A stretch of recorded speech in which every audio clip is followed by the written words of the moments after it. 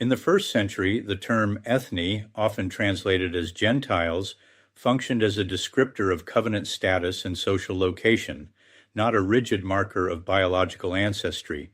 Within the Second Temple context, it could include God-fearers like Cornelius, proselytes like Nicholas, diaspora Israelites living outside recognized covenant identity, and others already attached to Israel's covenantal world through synagogue life and Torah influence. That is the actual environment Paul is operating in, and those are the Gentiles he was consistently seeking. This is not speculative, it reflects how scholars describe the period. As leading scholar Shea J.D. Cohen explains, Gentile and Jew in antiquity were not simply racial categories, but designations of social and religious affiliation.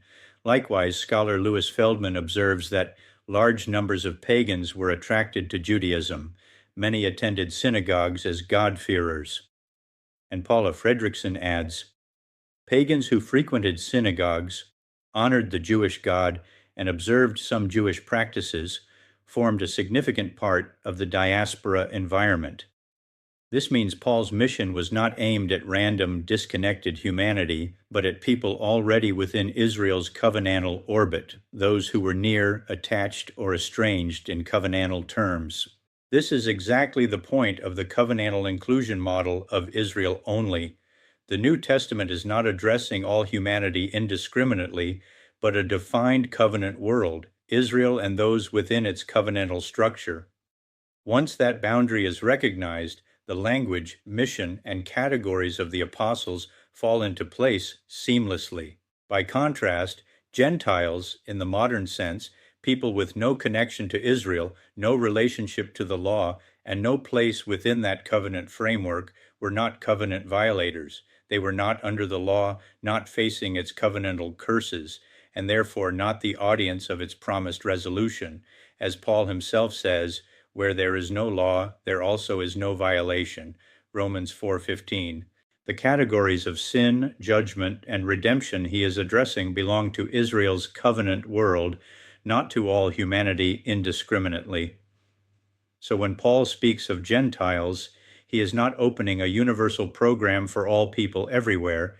He is addressing those already defined in relation to Israel's covenant, whether inside it, outside it, or on its margins. As such, Torah-observant Jews, Samaritans, diaspora Jews, and Gentiles like diaspora Israelites, proselytes, God-fearers, and others attached to Israel's covenantal structure all fit within Paul's vision of a restored Israel.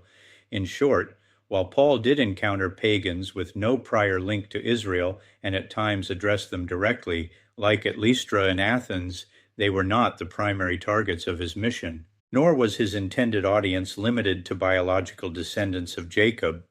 He went first to Jews, those recognized within the covenant structure, and then to those outside that recognized identity, but still within Israel's wider covenantal orbit, including people not biologically descended from Jacob like God-fearers, proselytes, and others attached to synagogue life.